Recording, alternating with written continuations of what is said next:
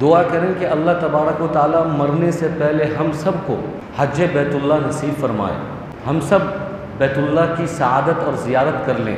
اس کا ایک الگ انداز ہے، اس کا ایک الگ مزہ ہے، اس کا ایک الگ لطف ہے، اس کا ایک الگ نور ہے، اس کی ایک الگ کیفیت ہے۔ آپ حاجیوں سے پوچھیں جو حج کر کے آئے ہیں، جتنے دن وہ حج کے ایام میں گزارتے ہیں اور وہاں کے اطراف و اکناف میں گزارتے ہیں، کیا سما ہوتا ہے، کیا ماحول ہوتا ہے، کیا منظر ہوتا ہے، کیا دل کی کیفیت ہوتی ہے، اللہ سے کتنی قربت ہوتی ہے۔ ایسا لگتا ہے کہ وہ ڈائریکٹ اللہ کے پاس ہیں، اللہ سے بات کر رہے ہیں، اللہ ان کے نظر کے سامنے ہے۔ دل کا کایا پلٹ جاتا ہے، چیزیں اور اس کی کیفیت بدل جاتی ہے۔ میں آپ کو سمجھا نہیں سکتا، یہ تو ایک بار جا کر دیکھنے کی چیز ہے، ایک بار کر کے دیکھنے کی چیز ہے کہ حج بیت اللہ یہ کتنی بڑی سعادت کی بات ہے۔ اسی وجہ سے اللہ کے نبی صلی اللہ علیہ وسلم نے فرمایا کہ من حج فلم یرفث ولم یفسق کخرج یوم ولدتہ امہ، کہ جس نے حج کیا، فسق و فجور نہیں کیا حج کے اندر، اور وہ حج کر کے اگر لوٹ رہا ہے تو ایسا لوٹ رہا ہے جیسے کہ وہ ابھی پیدا ہوا ہے، ابھی ماں کے پیٹ سے نکل کر آئے، اس کے سارے گناہ معاف، سارے گناہ۔ اللہ کے نبی صلی اللہ علیہ وسلم فرماتے ہیں کہ الحج المبرور لیس لہ جزاء الا الجنہ، کہ جو مقبول حج ہوتا ہے، جو مبرور حج ہوتا ہے، جس کو اللہ قبول کر لیتے ہیں، اس حج کا بدلہ جنت کے علاوہ کچھ نہیں ہے، یعنی جنت ملے گی ہی ملے گی، 100% ملے گی۔ میں آپ سے یہ کہہ رہا تھا کہ حج ایک عاشقانہ عبادت ہے، اس کا تعلق عشق سے ہے، اس کا تعلق محبت سے ہے، اس کا تعلق لاجک سے نہیں ہے۔ آپ لاجک سے، آج کل جو لاجیکل لوگ آپ سماج میں دیکھ رہے ہوں گے، ہر چیز میں لاجک تلاش کرتے ہیں، ہر چیز میں لاجک ہونا چاہیے، اسلام اور لاجک، تب وہ ہم اسلام پر عمل کریں گے، تب ہم اسلام کو مانیں گے۔ کیا لاجک ہے، اس کا کیا لاجک ہے؟ اب ان کو لاجک سمجھائیے، لاجک سمجھ میں آ گیا تو اسلام ٹھیک ہے، لاجک سمجھ میں نہیں آیا یا سمجھانے والا صحیح سے نہیں سمجھایا تو اسلام کے اندر کیڑے نکالتے ہیں، خامیاں نکالتے ہیں۔ تو پہلے ان کو یہ سمجھا دینا ضروری ہے کہ بھائی حج میں ایسا مت کرنا، کیونکہ حج کا پورا عمل، پورا کا پورا رکن لاجک سے باہر ہے، لاجک سے سمجھ میں ہی نہیں آئے گا، یہ الٹا ہے۔ احرام سے حج شروع ہوتا ہے کہ ایک بندہ احرام پہنتا ہے، نیت کرتا ہے حج کی، لبیک اللہم لبیک جیسے بولتا ہے وہاں سے حج شروع ہو جاتا ہے۔ آپ دیکھیں، احرام کا مطلب صرف یہ نہیں ہے کہ ایک بندہ کپڑا پہن لیا، احرام پہن لیا، 2 چادر باندھ لیا۔ احرام کا مطلب یہ ہے کہ جائز چیزیں اس پر حرام ہو گئی۔ خوشبو لگانا جائز نہیں، سلے ہوئے کپڑے پہننا جائز نہیں۔ پہلے سلا ہوا کپڑا پہن سکتا تھا، اب سلے ہوا کپڑا پہننا جائز نہیں ہے، عقل کام نہیں کر رہی۔ یہ کون سی عبادت ہے؟ اس میں کیا لاجک ہے؟ اس میں لاجک کیا ہے کہ پہلے آپ سلا ہوا کپڑا پہن سکتے تھے، احرام باندھ لیا ہے تو سلا ہوا کپڑا آپ کو نہیں پہننا ہے، اور اگر سلا ہوا کپڑا پہن لیتے ہیں تو کیا دقت ہے؟ عقل یہ کہتی ہے، پریشانی کیا ہے؟ ہم نے کہا کہ یہ لاجک سے باہر ہے، عقل سے باہر کی چیز ہے، یہ عشق والی عبادت ہے، عاشقانہ عبادت ہے۔ تو اللہ تبارک و تعالیٰ اپنے بندے کا عشق چیک کرنا چاہتے ہیں کہ یہ عقل دوڑا رہا ہے یا کیا کر رہا ہے۔ ہر آدمی کے دماغ میں یہ سوال آتا ہے کہ سلا ہوا کپڑا کیوں نہیں پہن سکتے، آخر کیا بات ہے؟ وہ جو 2 چادر وہ بغیر سلی ہوئی سفید چادر، یہ اس بات کی علامت ہے کہ اللہ تبارک و تعالیٰ بندوں کو اس کی اوقات یاد دلاتے ہیں کہ تمہاری اوقات یہ کفن والی ہے، تم کو مرنا ہے، اور جب مرو گے تو ایسے ہی کپڑوں میں تمہیں لپیٹا جائے گا، ایسے ہی کپڑوں میں تمہیں کفن کیا جائے گا، ایسے ہی کپڑوں میں تمہیں دفن کیا جائے گا۔ یہ یاد رکھو، اس لیے زمین پر اکڑنا مت، زمین پر اپنی پیدائش کا مقصد بھولنا مت، یہ مت بھولنا کہ تم بندے ہو، تم سپر پاور نہیں ہو، تمہارے پاس سارا پاور نہیں ہے۔ اللہ جب چاہے گا تمہارا سوئچ آف کر دے گا، جب چاہے گا تمہارا سوئچ آف ہو جائے گا۔ یہ حج میں یاد دلایا جاتا ہے ان دو کپڑوں سے جو کپڑا بندہ پہنتا ہے، دو چادر سے کفن کا یاد دلایا جاتا ہے۔ یہ تو احرام کی بات ہے کہ جائز چیزیں بھی اس پر حرام ہو گئی۔ آگے بڑھی، آپ کو طواف کرایا جاتا ہے، کعبۃ اللہ کا چکر لگاؤ، کعبۃ اللہ کا چکر لگاؤ۔ پھر آپ کو کہا جاتا ہے کہ حجر اسود کو بوسہ دو، کہا جاتا ہے مستلزم سے چمٹو، اس کو چمٹو۔ یہ ساری چیزیں ایسی ہیں کہ جب آدمی کسی سے محبت کرتا ہے، کسی سے عشق کرتا ہے، تو ہر عاشق کے دماغ میں یہ بات ہوتی ہے کہ میں اپنے محبوب اور معشوق کے ارد گرد چکر لگاؤں، اس کے آس پاس رہوں، چکر لگاؤں، اس کے گلی کوچوں میں چکر لگاؤں۔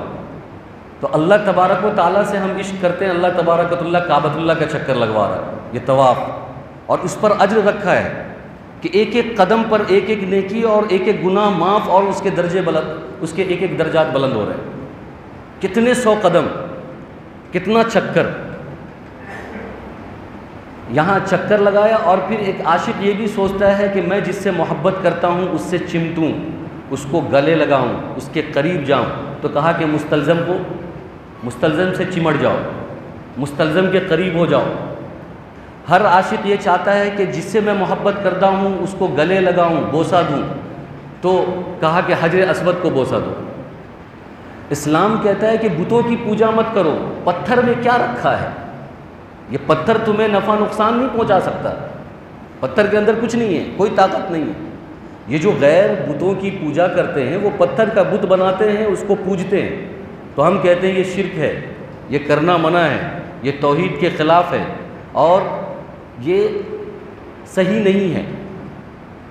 لیکن پھر جب ہم حج کرنے جاتے ہیں تو اسی پتھر کو ہم بوسہ دیتے ہیں، اس پر ثواب ہوتا ہے۔ یہ لاجک عقل کے خلاف والی بات ہے۔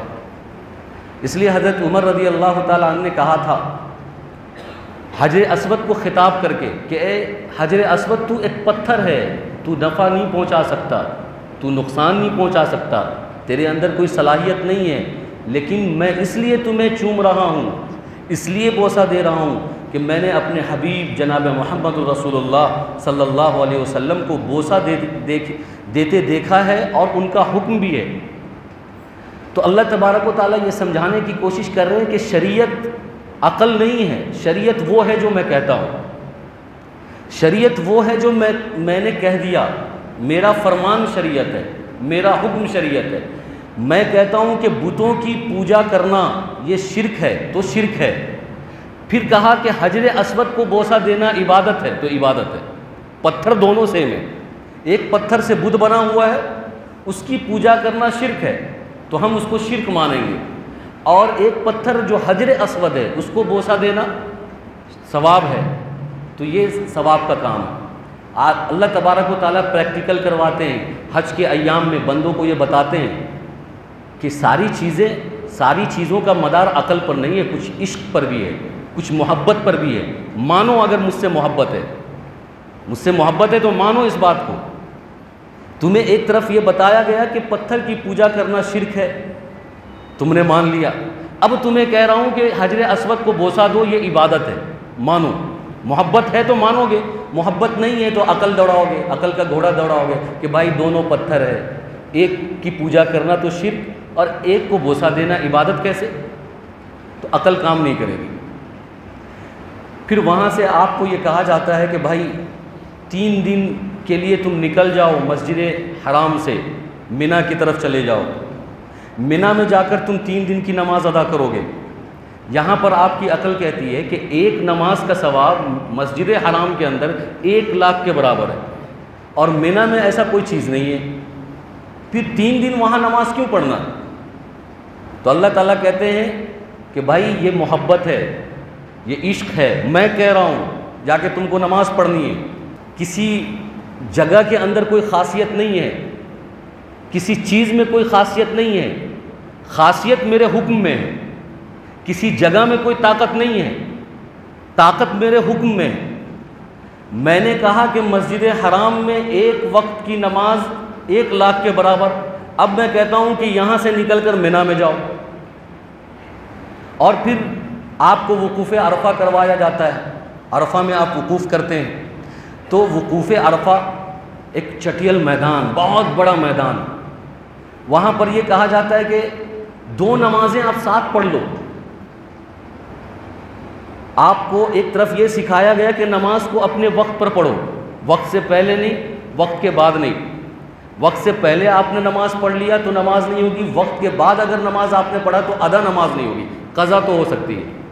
لیکن وہاں یہ کہا جاتا ہے کہ بھائی ظہر اور عصر ایک ساتھ پڑھو، ظہر عصر ایک ساتھ پڑھو۔ کوئی آدمی عقل دوڑا سکتا ہے کہ بھائی ایسا کیوں؟ عقل کا یہاں پر کوئی کام نہیں ہے، کیونکہ یہ پورا کا پورا سفر محبت پر ہے، یہ پورا کا پورا حج، اس کا فلسفہ عاشقانہ ہے، محبت پر ہے۔ تو ہم دونوں نماز جمع بین صلاتین کرتے ہیں، پھر ہم مزدلفہ میں جاتے ہیں تو مغرب اور عشاء یعنی مغرب کی نماز کا وقت ہو جاتا ہے، نماز نہیں پڑھتے، بولے تم مزدلفہ میں عشاء اور مغرب دونوں ملا کر پڑھنا، ایک جگہ تقدیم کرتے ہیں، ایک جگہ تاخیر کرتے ہیں۔ یہ بھی عشق پر، محبت پر ہم یہ عمل کرتے ہیں، ورنہ ہمارا عقل یہ کہے گا کہ نماز کا وقت ہو گیا ہے، مغرب کی نماز کا وقت ہو گیا ہے، آخر ہم نماز کیوں چھوڑیں؟ نماز فرض ہے۔ عقل تو یہ کہتی ہے، لیکن محبت اور محبت کا سفر یہ کہتا ہے کہ نہیں، جو حکم ہے وہ کرنا ہے۔ پھر وقوف عرفہ میں یہ کہا جاتا ہے کہ بھائی ظہر سے لے کر مغرب تک کھڑے ہو کر اللہ سے مانگنا ہے، اللہ سے دعائیں کرنی ہیں، اللہ سے جو ہے اپنے ضرورتوں کو مانگنا ہے، اپنے ایمان کی سلامتی کو مانگنا ہے۔ آپ جو بھی جائز واجب چیزیں ہیں وہ کھڑے ہو کر مانگیے۔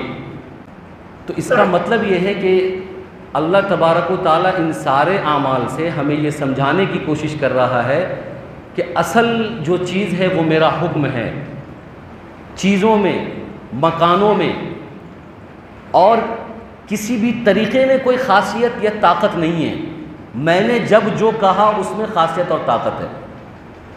آپ صفا مروہ کی سعی کرتے ہیں، وہاں پر پڑھا لکھا، ان پڑھ، مرد، عورت، عقل مند اور جو بچہ، سب صفا مروہ کی سعی کر رہا ہے۔ ایک عجیب سا ماحول ہے۔ کچھ لوگ اگر جن کو حج کے بارے میں، حج کا کانسیپٹ نہیں پتہ ہے، غیر مسلم وہ دیکھیں گے، بولے یہ سب پاگل ہو گئے، سب کے سب پاگل ہیں، مجنون، دیوانے ہیں۔ اور اللہ تبارک و تعالیٰ اس سفر میں چاہتے ہی ہیں کہ بندے دیوانے ہو جائیں۔ یہ اس لیے پورا جو کام ہے وہ دیوانگی والا ہے، مجنون والا ہے۔ کپڑے بھی ایسے دیے جو دیوانگی والے، اور اعمال بھی ایسے دیے جس سے لگے کہ یہ دیوانہ ہو گیا۔ کس کا دیوانہ ہے؟ اللہ تبارک و تعالیٰ کا دیوانہ، اللہ کی ذات کا دیوانہ، اللہ کے حکم پر ہی اس کی دیوانگی ظاہر ہو رہی ہے۔ تو کل ملا کے ہم یہ کہتے ہیں کہ سفر حج پورا کا پورا عاشقانہ سفر ہے، عشق والا سفر ہے۔ اللہ سے اگر ہمیں محبت ہے اور شدید محبت ہے تو پھر ہم اپنے کام کاج کو، اپنی ہر چیز کو آگے پیچھے کر کے ہم حج کے لیے جائیں گے، حج کی تیاری کریں گے۔ کہ ہم نے حج کو تاخیر کیا کسی بہانے، ہمارا عجیب تصور ہے حج کو لے کر، عجیب تصور ہے حج کو لے کر، ہم حج کو بلا وجہ تاخیر کرتے ہیں۔ سب سے پہلی بات تو ہم یہ سمجھتے ہیں کہ حج ہمیں بڑھاپے میں کرنا ہے۔ فرض ہو گیا حج جوانی میں، آپ بڑھاپے میں کیوں کریں گے؟ حج جب جوانی میں فرض ہے تو آپ کو جوانی میں حج کرنا ہے۔ لیکن ہر آدمی کا تصور اور مزاج یہ بنا ہوا ہے کہ بڑھاپے میں حج کریں گے۔ کیوں؟ اس لیے کہ حج کے بعد پھر کوئی گناہ نہیں کرنا ہے، تو گناہ کرنے کے لیے حج کو تاخیر کر رہے ہیں۔ کس کو پتہ ہے کہ تم بوڑھے ہونے تک زندہ رہو گے؟ بڑھاپے تک آپ کی زندگی باقی رہے گی، کون جانتا ہے؟ پل کی خبر نہیں ہے۔ اللہ کے نبی صلی اللہ علیہ وسلم ایک سلام پھیرتے تھے تو دوسرے سلام کی امید نہیں تھی کہ دوسرا سلام ہم پھیر پائیں گے کہ نہیں پھیر پائیں گے۔ اور یہاں تاخیر ہو رہی ہے کہ بڑھاپے میں حج کریں گے، کیونکہ جوانی میں جب کر لیں گے تو پھر گناہ نہیں کر پائیں گے، پھر داڑھی رکھنا ہوگا، پھر شریعت کے مطابق اعمال کرنے ہوں گے، پھر ہم جکڑ جائیں گے، اس لیے بڑھاپے میں کریں گے۔ یہ جو ہمارا تصور ہے اس کو ختم کرنا ہے۔ کیا کوئی عقل مند آدمی یہ سوچتا ہے کہ نماز اس پر جیسے فرض ہوئی تو اب وہ کہے گا کہ نہیں پڑھیں گے نماز بڑھاپے میں؟ فرض تو ہوئی ابھی لیکن پڑھیں گے بڑھاپے میں۔ زکوٰۃ اس پر فرض ہوا تو کہے کہ نہیں زکوٰۃ تو فرض ابھی ہوئی ہے لیکن ہم زکوٰۃ دیں گے بڑھاپے میں.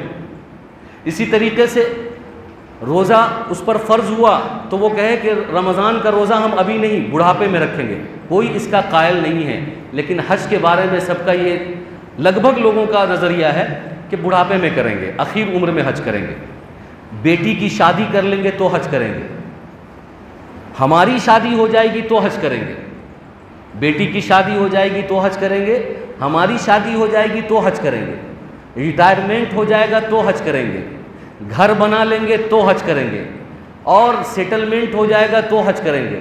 یہ جو سارے بہانے چوچلے ہیں ہمارے, کبھی ہم نے سوچا ہے کہ کب ہماری موت آئے گی, کب ہم مر جائیں گے, کب ہمارا سوئچ آف ہو جائے گا؟ اور اللہ کے نبی صلی اللہ علیہ وسلم فرماتے ہیں کہ جس پر حج فرض ہو گیا اور اس نے بلا وجہ حج کو ٹال مٹول کیا, تاخیر کیا, مر گیا, تو اب وہ نصرانی ہو کر مرا ہے, یہودی ہو کر مرا ہے, وہ جانے. وہ اسلام پر مرا ہے یا نصرانی ہو کر مرا ہے یا یہودی ہو کر مرا ہے, اللہ ہی بہتر جانتا ہے. اتنی سخت وعید ہے. اس لیے ہم اور آپ کو کوشش یہ کرنی چاہیے کہ اللہ نے اگر ہمیں حج کی استطاعت دی ہے, ہم قابل ہو گئے ہیں. قرآن کہتا ہے وَلِلَّهِ عَلَى النَّاسِ حِجُّ الْبَيْتِ مَنِ اسْتَطَاعَ إِلَيْهِ سَبِيلًا, کہ اگر حج کے راستے کے جانے کی طاقت آپ کے پاس ہے اور پھر وہاں سے آپ آ سکتے ہیں, آنے جانے کی کیپیسٹی آپ کے اندر ہو گئی, اتنا مال آپ کے پاس آ گیا کہ آپ آسانی سے جا سکتے ہیں اور آ سکتے ہیں, کسی طرح کا کوئی خطرہ نہیں ہے, پورا امن راستہ ہے, کوئی خطرہ نہیں ہے, محفوظ راستہ ہے, اور آپ کے پاس نان و نفقے کی بھی صلاحیت موجود ہے. آپ کے غائبانے میں جو دو مہینہ آپ سفر پر رہیں گے تو گھر میں جو لوگ ہیں ان کے نان و نفقے کی ذمہ داری بھی آپ ادا کر سکتے ہیں. اس کا مطلب ہے کہ آپ کے اندر حج کی صلاحیت موجود ہے, حج کی اہلیت موجود ہے. اور اگر کوئی لیڈیز ہے, عورت ہے, تو اس کے پیسے کے ساتھ ساتھ اگر کوئی محرم مرد کا بھی پیسہ اس کے پاس موجود ہے تو اس پر حج فرض ہے. آنے جانے کا پیسہ اس کے پاس ہے تو اس پر حج فرض ہے. بلا وجہ ٹالنا مٹولنا یہ اچھی چیز نہیں. اب تک تو میں آپ کو یہ بتا رہا تھا کہ لاجک کوئی چیز نہیں ہے حج کے سفر پہ, لیکن حج کو آپ لاجک سے یہ سمجھ سکتے ہیں کہ اصل میں حج جوانی میں کرنے کی چیز ہے, کیونکہ اس میں جان کی ضرورت پڑتی ہے, صحت کی ضرورت پڑتی ہے, سفر کی ضرورت پڑتی ہے, مجاہدہ ہے, مشقت ہے, چلنا پڑتا ہے, لمبا سفر کرنا پڑتا ہے, دھوپ میں کھڑے رہنا پڑتا ہے, پھر آپ کو جو ہے ہر سیاہ سفید کو برداشت کرنا ہوتا ہے, گرم سرد کو برداشت کرنا ہوتا ہے. یہ بوڑھے لوگوں کے بس کی بات نہیں ہے. گرچہ بوڑھے لوگ حج کرتے ہیں, آج ویل چیئر ہے اور بہت ساری فیسلٹی جو ہے وہاں کے لوگوں نے مہیا کرا دی ہے, لیکن اصل میں حج جو ہے جوانی میں کرنے کی چیز ہے.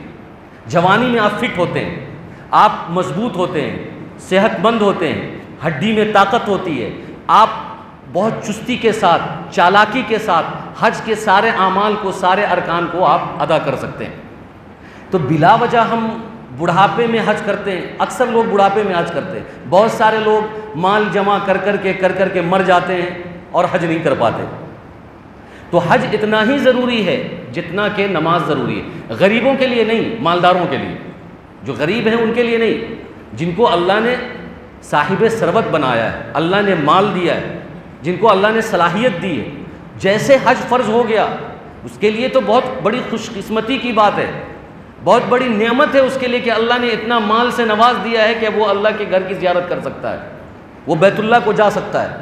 تو سارے کام کاج کو آگے پیچھے کر کے, ساری ذمہ داری کو آگے پیچھے کر کے, جو سب سے پہلا ارادہ کرنا چاہیے, عزم کرنا چاہیے کہ نہیں میں حج سے واپس ہو جاؤں, حج کی ذمہ داری سے سبکدوش ہو جاؤں, حج کی ذمہ داری سے میں ادا کر لوں. ہاں, اس میں ایک چیز اور ہے کہ اگر اللہ نے مال تو دیا ہے لیکن قرضہ بہت سارا ہے, کسی کا قرضہ ہے, اس سے آپ ایک بات سمجھے کہ قرضہ ادا کرنا یہ کتنی بڑی اہمیت کی حامل ہے کہ اگر کسی کا قرضہ آپ کے پاس ہے تو حج جیسا عظیم سفر کہ بھائی پہلے تم قرضہ ادا کرو. حج ابھی تم پر فرض نہیں ہوا. اگر 10 لاکھ کا قرضہ ہے اور تمہارے پاس 10 لاکھ روپے ہیں تو شریعت کہتی ہے کہ پہلے 10 لاکھ کا قرضہ ادا کر دو, پھر اس کے بعد اگر پیسہ آ جائے تو پھر حج فرض ہوگا۔ قرض لے کر حج نہیں کرنا ہے، اپنی جائز کمائی سے، محنت سے جو ہم نے کمایا ہے اور اتنا کما لیا ہے کہ ہم اس قابل ہو گئے ہیں کہ حج کا سفر جا کر آ سکتے ہیں آسانی سے، ساری سہولت ہم دستیاب کر سکتے ہیں، حج ہم پر فرض ہے کر کے آ جائیں۔ قرضہ ہے، قرضہ ادا کریں۔ اس لیے قرضے کے اوپر بھی ہم لوگوں کی توجہ ہونی چاہیے۔ اس میں دو چیزیں آپ کو سمجھنی ہیں۔ ایک تو یہ کہ آج کل عورتیں کہیں بھی چلی جاتی ہیں، دلی، بامبے، امریکہ، اکیلے چلی جاتی ہیں، محرم کو ساتھ لینا ضروری نہیں سمجھتی۔ وہ یہ سمجھتی ہے کہ ہم مردوں کے مقابل کیوں نہیں، ہم مردوں کے برابری کیوں نہیں کریں گے، ہم مردوں کے برابر ہیں۔ ہم مردوں کے برابر ہیں تو اس کا مطلب یہ ہے کہ جیسے مرد اکیلے سفر کرتا ہے، مرد کار ڈرائیور ہوتا ہے، تو ہم بھی کار ڈرائیونگ کریں گے، ہم بھی اکیلے سفر کریں گے، اور کہیں بھی سفر پر عورتیں چلی جاتی ہیں۔ آپ کو یہاں پر لاجیکل یہ سمجھنا ہوگا کہ حج جیسا عظیم سفر، فرض عبادت، اسلام کے 5 بنیادی اہم رکن میں سے ایک رکن حج ہے۔ عورت پر حج اس وقت تک فرض نہیں ہوگا جب تک کہ اس کا محرم کے لے جانے اور لے آنے کی طاقت اور اس کا پیسہ اس کے پاس نہ آئے، اس وقت عورت پر حج فرض نہیں ہے۔ اسی طریقے سے اگر قرضہ ہے تو قرضے کی ادائیگی جب تک نہیں ہو جائے گی اس وقت تک حج فرض نہیں۔ اور اسی طریقے سے حج کے سفر سے ایک سبق یہ بھی ملتا ہے کہ 25 لاکھ 30 لاکھ لوگ ایک جگہ جمع ہوتے ہیں، 2 چادر میں جمع ہوتے ہیں، احرام کے ساتھ ہوتے ہیں، سب کی حالت ایک جیسی، سب کا کلمہ ایک جیسا، سب کا حلیہ ایک جیسا، سب کا مشن ایک۔ یہ انسانی رواداری کو بتاتا ہے، یہ انسانی برابری کو بتاتا ہے کہ کوئی چھوت چھات نہیں، کوئی بھید بھاؤ نہیں، کوئی اونچ نیچ نہیں، کوئی بڑا چھوٹا نہیں، کوئی، سب کے سب برابر ہیں۔ وہ جو حج کے ایام میں سب لوگ ایک جیسے نظر آتے ہیں، وہاں پر علامہ صاحب بھی ایک جیسے ہیں، بڑے بڑے عالم بھی ہیں، وہ بھی ان کی زبان پر بھی وہی باتیں ہیں، اور ایک کسان ہیں ان کی زبان پر بھی وہی باتیں، وہ الگ سے کوئی کلمہ نہیں بول رہا، کسان کے لیے الگ سے کوئی کلمہ نہیں ہے، اور عالم صاحب کے لیے الگ سے کوئی کلمہ نہیں ہے، وہ بھی کہہ رہا لبیک اللہم لبیک، کسان بھی کہہ رہا لبیک اللہم لبیک، وہ بھی سفید 2 چادر پہنا ہوا ہے، یہ بھی سفید 2 چادر پہنا ہوا ہے، یہ بھی صفا مروہ کی سعی کر رہا ہے، اور کسان بھی صفا مروہ کی سعی کر رہا ہے، یہ بھی مزدلفہ میں ہے، یہ بھی مزدلفہ میں ہے، یہ بھی وقوف عرفہ میں ہے، یہ بھی وقوف عرفہ میں ہے، یہ بھی مینا میں ہے، یہ بھی مینا میں ہے، یہ مستلزم سے چمٹا ہے تو یہ بھی مستلزم سے چمٹا ہے، یہ حجر اسود کو بوسہ دے رہا ہے تو یہ بھی حجر اسود کو بوسہ دے رہا ہے، وہ رمی جمار کر رہا ہے تو یہ بھی رمی جمار کر رہا ہے۔ یہ سب تساوی کو بتاتا ہے، برابری کو بتاتا ہے کہ ہمارے اسلام کے اندر کوئی چھوت چھات نہیں ہے، کوئی بھید بھاؤ نہیں ہے، کوئی اونچ نیچ نہیں ہے۔ بہت سارے اسباق ہیں جو ہمیں جانے کے بعد بھی سمجھ میں آتا ہے، جب ہم وہاں جائیں گے، وہاں کا رنگ دیکھیں گے، وہاں کا ماحول دیکھیں گے، تو اللہ تبارک و تعالیٰ سے دعا ہے کہ اللہ تبارک و تعالیٰ ہم سب کو حج کے سفر کی سعادت نصیب فرمائے، اس کے لیے تیاری کرنے کی توفیق عطا فرمائے۔ اللہ نے اگر ہمیں مال سے نوازا ہے تو ہم اس مجمع میں نیت کر کے اٹھے کہ اگر اس سال ہم سے اگر نہیں ہو پایا تو اگلے سال ہم مس نہیں کریں گے، انشاءاللہ اگلے سال ہم کسی بھی صورت حج کے لیے جائیں گے۔ اللہ تبارک و تعالیٰ ہم سب کو عمل کی توفیق عطا فرمائے۔ آمین وآخر دعوانا الحمدللہ رب العالمین۔